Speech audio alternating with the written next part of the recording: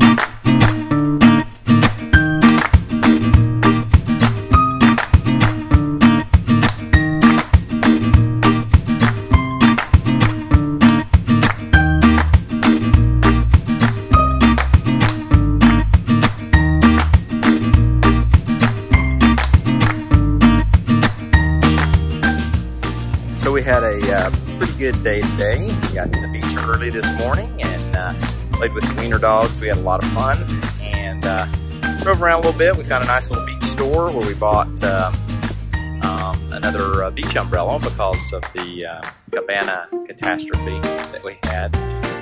So tonight I'm fixing a nice dinner for me and Terry. Just taking a look at that beautiful beach over there. And so tonight we're having shrimp and steak. Shrimp and steak, so I'll show you what it looks like. Here we go. So this is dinner.